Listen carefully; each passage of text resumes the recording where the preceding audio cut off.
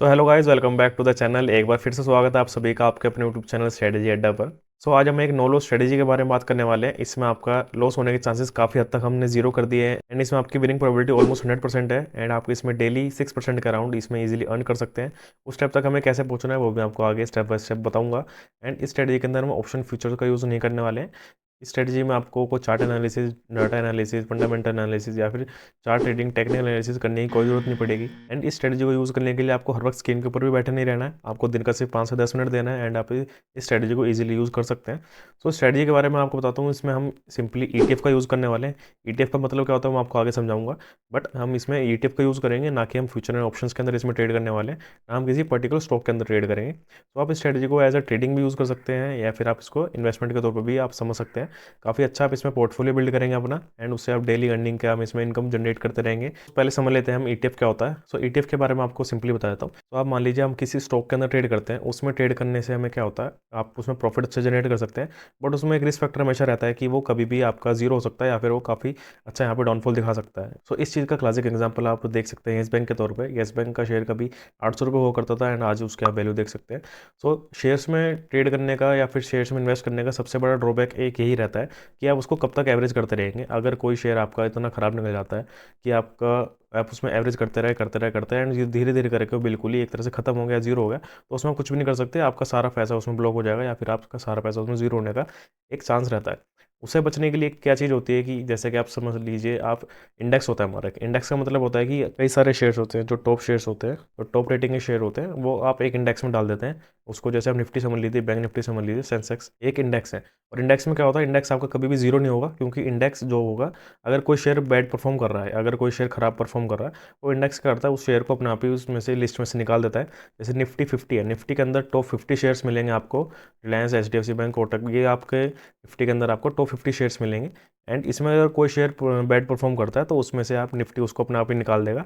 आपको उसमें खुद कोई झंझट करने की जरूरत नहीं है। तो अगर आप निफ्टी के अंदर इन्वेस्ट करते हैं तो आप उसमें काफ़ी सेफ हो जाते हैं कि मान लो कल को निफ्टी नीचे जाता भी है तो इसको ऊपर आना ही आना है। ऐसे नहीं है कि शेयर की तरह बिल्कुल जीरो हो जाएगा या खत्म हो जाएगा। तो सबसे बड़ा फायदा यही रहता है इंडेक्स में ट्रेड करने का, आपके पैसे डूबने का चांस इसमें एक तरह से जीरो हो जाता है। तो इसलिए हम इसको कह सकते हैं बिल्कुल ही रिस्क फ्री स्ट्रेटेजी हम लेके चल रहे हैं इसके अंदर। बट निफ्टी के अंदर आप डायरेक्टली ट्रेड नहीं कर सकते क्योंकि ये एक इंडेक्स है। तो इंडेक्स के अंदर आप डायरेक्टली ट्रेड नहीं कर पाओगे, या तो आपको इसमें ऑप्शन में ट्रेड करना पड़ेगा या फ्यूचर के अंदर ट्रेड करना पड़ेगा, जो कि काफ़ी रिस्की हो जाता है। तो इसलिए एक बनाया जाता है ETF, मतलब कि उसके अंदर आप ट्रेड भी कर सकते हो एंड उसके अंदर आप इन्वेस्ट भी कर सकते हो डायरेक्टली, जैसे आप अदर स्टॉक्स के अंदर करते हो। तो ETF का सिंपली मतलब होता है कि जैसे कई सारी शेयर्स के बास्केट होते हैं, जैसे इंडेक्स होता है, इंडेक्स में बट आप ट्रेड नहीं कर सकते, ETF के अंदर आप ट्रेड भी कर सकते हो। जैसे आपने नाम सुना होगा निफ्टी 20 का, तो ये एक इंडेक्स है, इसके अंदर आप डायरेक्टली इन्वेस्ट कर सकते हो एंड इसके अंदर आप ट्रेड भी कर सकते हो। तो इसी का हम यूज़ करने वाले निफ्टी 20, जैसे निफ्टी 20, बैंक निफ्टी, ये इन सब के ETF बने होते हैं। गोल्ड 20, सिल्वर 20, इन सब का ETF होता है। तो इसी के अंदर हम ट्रेड करने वाले हैं एंड इनका सबसे बड़ा बेनिफिट यही होने वाला है कि हमें जितना इसमें डीप आता रहेगा उसमें हमें बाय करते रहना है, क्योंकि हमें इसमें ये डर नहीं रहेगा, हमें कॉन्फिडेंस रहेगा हर बार कि हाँ एक टाइम के बाद ये ऊपर आने वाला है, ऐसा नहीं है कि जीरो हो जाएगा। तो इसमें सबसे बड़ी बात यही है कि हमें इसमें कॉन्फिडेंस रहेगा, हमें नीचे जाते जाते एवरेज करने में इसमें डर नहीं लगेगा। तो सबसे इंपॉर्टेंट चीज़ ये है कि जब भी आपको ETF नीचे मिलता है, आपको उस टाइम उसमें बाय करना है। बाय कब करना है, किस टेक्निक से बाय करना है, वो भी आपको सारा भी समझा दूंगा। गूगल शीट की मदद से मैं आपको भी सारा एक्सप्लेन करने वाला हूँ कि हमें कौन सा ETF बाय करना है, कब बाय करना है और किस समय बाय करना है। तो ये सारा झंझट भी आपको नहीं करना पड़ेगा। मैं आपको पूरी शीट यहाँ पे आप देख सकते हैं, पूरी शीट है यहाँ पे हमारे पास। यहाँ पे ऑलमोस्ट 100 प्लस यहाँ पे ETF आपको मिल जाएंगे देखने को। एंड मैं आपको पहले बता दूँ कि ये शीट मैंने खुद नहीं बनाई है, महेश सर ने यहाँ पे एक वीडियो डाल रखी है, उसके अंदर उन्होंने हम सबके लिए एक शीट यहाँ पे खुद से तैयार करके दे रखी है। उसमें सारे इन्होंने फॉर्मुलाज लगा रखे हैं, आप यहाँ पे देख सकते हैं। जैसे CMP का फॉर्मूला आप देख सकते हैं, यहाँ पे फॉर्मूला आप देख सकते हैं, यहाँ पे लगा हुआ मिल जाएगा आपको, जिस भी चीज़ का आपको देखना है। एंड इस शीट का लिंक मैं आपको डिस्क्रिप्शन बॉक्स में प्रोवाइड करा दूंगा, वहाँ से जाकर आप इसको कॉपी कर सकते हैं एंड अपने PC में या फिर अपने मोबाइल में इसको सेव करके रख सकते हैं। आपको भी ओनली ऑप्शन मिलेगा, आप इसको कॉपी करके डायरेक्टली सेव कर लेना। वहाँ से आप इसमें अगर कोई चेंज करना चाहे तो कर सकते हैं, बट चेंज करने की कोई ज़रूरत नहीं है। काफ़ी सारे फॉर्मूले इसमें पहले से लगे हुए मिलेंगे आपको।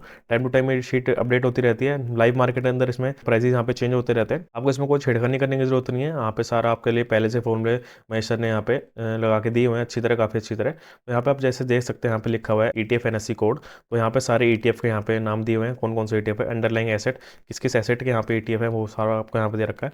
CMP मतलब करंट मार्केट प्राइस, इनका किस टाइम क्या चल रहा है वो भी आपको सारा यहाँ पे दिखा रखा है। यहाँ पे टाइम टू टाइम अपने आप अपडेट होता रहता है, ऐसा नहीं है कि यहाँ पे अभी लिखा लिखा है तो ये ऐसे लिखा रहा है। ये अपडेट होता रहेगा आपके साथ, मार्केट के साथ लाइव मार्केट चलती है उसके साथ साथ ये अपडेट होता रहता है। आप इसको जाके खुद भी चेकआउट भी कर सकते हैं कि सही दिखा रहा है कि नहीं दिखा रहा। एंड यहाँ पे देख सकते हो 20 DMA लिखा हुआ है। 20 DMA का मतलब क्या होता है, 20 डेज मूविंग एवरेज। जैसे यहाँ पे ITBs का यहाँ पे ETF है तो उसका 20 डेज मूविंग एवरेज जो है वो 36.83 यहाँ पर आ रही है, एंड जो CMP है वो 36.87 है। मतलब कि 20 डेज की जो एवरेज है यहाँ पे ITBs का वो यहाँ पे 36.83 आ रहा है। एंड CMP -20 DMA यहाँ पे दे रखा है आपको, यहाँ पे इनका डिफरेंस एक तरह से दे रखा है। 20 DMA एंड CMP का डिफरेंस यहाँ पे 0.04 यहाँ पर आया हुआ है। एंड इसका परसेंटेज चेंज जो यहाँ पर आया है वो आपको यहाँ पे परसेंटेज वाइज यहाँ पे लगा के दे रखा है, क्योंकि यहाँ पे ये जो परसेंटेज चेंज है यहाँ पे 20 DMA वर्सेस CMP का, इसके बेस पे ही हमें अपने ETF के अंदर इन्वेस्ट करना है। कितना इन्वेस्ट करना है, किस टाइम इन्वेस्ट करना है, वो मैं आपको बताऊंगा। तो यहाँ पे आप देख सकते हो ETF का पूरी लिस्ट है, लिंक आप डिस्क्रिप्शन में से डाउनलोड कर लेना, लिंक आपको मिल जाएगा। सो अब बात कर लेते हैं कि हमें बाय कब करना है, बाय कैसे करना है और किस बेसिस पे हम बाय कर रहे हैं यहाँ पे। तो बाय करने का सिंपली तरीका है, जो भी सबसे ज़्यादा गिरा होगा ETF उस दिन पर्टिकुलर डे पे, मान लो हम मंडे को बात करते हैं तो मंडे के दिन जो भी ETF सबसे ज़्यादा गिरा हुआ होगा हमें वो बाय करना है सिंपली। अभी जो फ्राइडे गया है, फ्राइडे को सबसे ज़्यादा ETF जो गिरा हुआ था वो यहाँ पे सिल्वर IETF नज़र आ रहा है हमें, क्योंकि यहाँ पे इस शीट में फॉर्मूला लगे हुए हैं तो यहाँ पे सारा रैंक वाइज आपको ऑटोमेटिकली यहाँ पर अपडेट करता रहेगा टाइम टू टाइम। यहाँ पे रैंक 1 में आप देख सकते हैं -2.4% फ्रॉम 20 DMA यहाँ पे गिरा हुआ है सिल्वर IETF, यहाँ पे हमें सिंपली बाय कर लेना है। तो बाय करने का इसमें काफ़ी सिंपल फॉर्मूला है, जो भी जिस दिन सबसे ज़्यादा गिरा हुआ है आपको सिंपली वो बाय कर लेना है। एंड एक दिन में आपको सिर्फ एक ही बाय करना है, ऐसा नहीं है कि यहाँ पे टॉप 3 नज़र आ रहा है वो तीनों के तीनों बाय कर लेना है।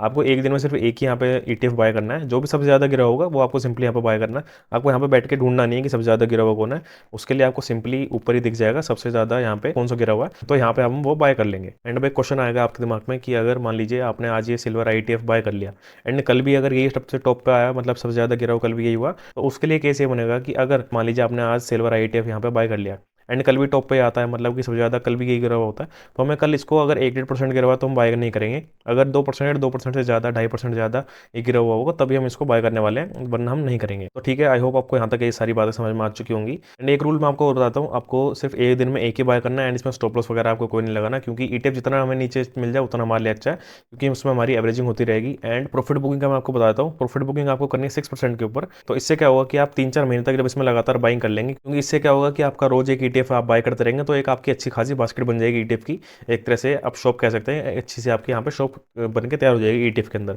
तो आपका क्या होगा, 2-3 महीने 3-4 महीने तक आपको इसमें रोज बाय करना पड़ेगा। ऐसा नहीं कि आपने आज बाय करा एंड कल आपको 6% का टारगेट मिल जाएगा, ऐसा नहीं होने वाला। हो सकता है 2-3 दिन में आपको टारगेट मिल जाए, हो सकता है कुछ ज़्यादा टाइम में लग जाए। तो हम यहाँ पे एक एवरेज मान के चलते हैं कि 3 महीने के अंदर हमारा इसमें टारगेट अचीव हो जाता है, तो 3 महीने के बाद हम इसमें 6% का अपना टारगेट बुक करके निकल जाएंगे, जिसमें भी हमें नजर आ रहा होगा।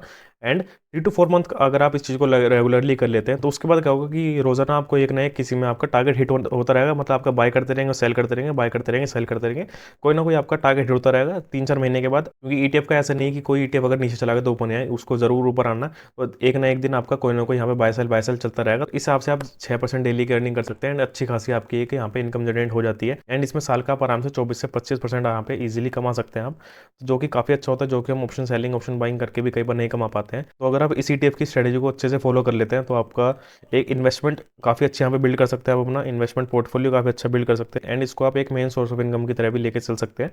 तो काफ़ी अच्छी स्ट्रेटेजी है, एक बार इसको यूज़ जरूर करना, मैं तो कहूँगा एक बार इसको आप अच्छे से समझ लेना, पहले किसी भी चीज़ को यूज़ करने से पहले अच्छे से समझ लेना, उसके बाद ही आप इसमें अपना फंड लगाना। एंड अब बात करते हैं हमें यहाँ पे डेली बाय कितने का करना है। तो डेली बाय करने का भी यहाँ पे हमने पूरा डाटा दे रखा है। अगर आपका फंड है आपका 1 लाख रुपए का अराउंड, तो यहाँ पे आपको 1667 के आसपास आपको बाइंग करनी है डेली की। अगर आपको फंड है 2 लाख के अराउंड तो आपको 3333 के यहाँ पे बाय करनी है। उस हिसाब से आपके फंड के हिसाब से आप इसमें बाइंग करते रहेंगे। ऑलमोस्ट 1.5-1.6% के आसपास आपको अपने टोटल कैपिटल का जो आपने इसके लिए निकाली है उसका 1.5 से 1.6% आपको इसमें डेली इन्वेस्ट करते जाना है, ताकि आपका एक अच्छा अमाउंट यहाँ पे बिल्ड हो जाए, ताकि आपको लॉन्ग टर्म में जाके कुछ प्रॉफिट भी नजर आए उसके अंदर। यूँ नहीं कि आपने अगर 10,000 50,000 रुपये डाल दिए तो आपको उसमें 5-6% कुछ ज़्यादा प्रॉफिट नजर नहीं आएगा। एंड अब आपके मन में एक क्वेश्चन भी आएगा कि अगर हम रोज़ इतना बाइंग करेंगे सेलिंग करेंगे तो हमारी ब्रोकरेज काफ़ी लगने वाली है, तो उसका भी आपके लिए सोल्यूशन लेके आऊँ। तो ब्रोकरेज से बचने के लिए हमने यहाँ पे एक आपको लिंक दे रखा है, जीरो ब्रोकरेज लिंक। इस पर आप क्लिक करेंगे तो आपके आगे एम स्टॉक्स का पेज खुल जाएगा, उस पर जाकर आप सिंपली अकाउंट ओपन कर सकते हैं। उसमें क्या है कि एम स्टॉक्स में आपकी कोई भी फीस नहीं लगती है, आपको एक बार लाइफ टाइम फीस देनी होती है अराउंड 900 रुपये की। तो उसमें क्या होगा कि आप जो भी इसमें ट्रेड लेने वाले हैं उसमें आपकी ब्रोकरेज बिल्कुल जीरो हो जाएगी। जो आपके अदर टैक्सेस लगते हैं, गवर्नमेंट टैक्सेस, वो तो इसमें लगेंगे ही, वो आपका कोई भी ब्रोकर इसमें से नहीं हटा सकता। बट जो आपकी ब्रोकरेज है वो इसमें ब्रोकरेज बिल्कुल जीरो होने वाली। आपको सिर्फ एक बार इसमें लाइफ टाइम चार्ज देना है 900 रुपये का, उसके बाद आप इसमें लाइफ टाइम फ्री ब्रोकरेज के साथ अपने ट्रेडिंग कर सकते हैं। मैं खुद इसे यूज़ करता हूँ पर्सनली, क्योंकि आप देख सकते हैं इसमें हमें रोजाना कोई ना कोई ETF बाय करना है, एंड 3-4 महीने के बाद हमारा एक पोर्टफोलियो ऐसा तैयार हो जाएगा कि हमें उसमें रोजाना सेल भी करना पड़ेगा, क्योंकि हमारा उसमें टारगेट आने लग जाएगा 4%, 5%, 6% का। जरूर नहीं है आपको 6% पे निकालना है, कोई हार्ड एंड फास्ट रूल नहीं है। आप इसको 5% पे भी निकाल सकते हैं, 6% भी निकाल सकते हैं, 7% भी निकाल सकते हैं। जब आपकी इच्छा करे 5-6% के आसपास आप इसे निकाल सकते हैं। मैं आपको यहाँ पर दिखा देता हूँ करके। तो यहाँ पर आप अपना नंबर डालेंगे, अपना बाकी डिटेल्स फिल करेंगे, आपका यहाँ पे अकाउंट ओपन हो जाएगा एम स्टॉक्स के साथ। तो एम स्टॉक्स का मैं आपको लिंक डिस्क्रिप्शन में दे दूंगा, लिंक मैंने आपको यहाँ पे प्रोवाइड करा दिया शीट के अंदर भी।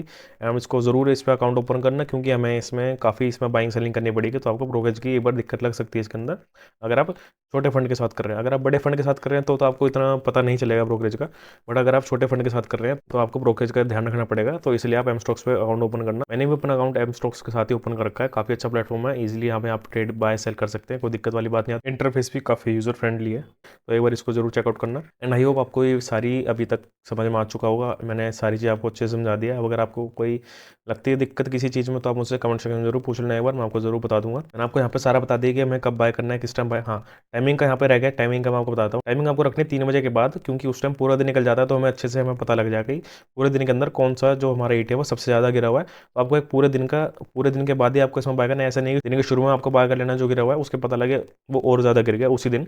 तो सेफ साइड के लिए हम बाय करने वाले हैं 3 बजे के बाद, 3:15, 3:20 बजे के आसपास आप यहाँ पे बाय कर लेना, उससे पहले आपको बाय नहीं करना है। एंड जो आपको सेल करना है, सेल आप उससे पहले कर सकते हो, 3 बजे से पहले कर सकते हैं। सेल करने में ऐसा कोई हार्ड एंड फास्ट रूल नहीं है कि इसी टाइम आपको सेल करना है। सेल करना आपको जब भी प्रॉफिट नजर है उस टाइम आप 6% के आसपास इसे सेल कर सकते हैं। बाय बाय करते ध्यान रखना है, बाय करते हुए आपको 3 बजे के बाद ही इसमें बाइंग करनी है। तो इसलिए मैंने आपसे कहा था कि आपको इसमें कोई चार्ट्स वगैरह देखने की जरूरत नहीं पड़ने वाली।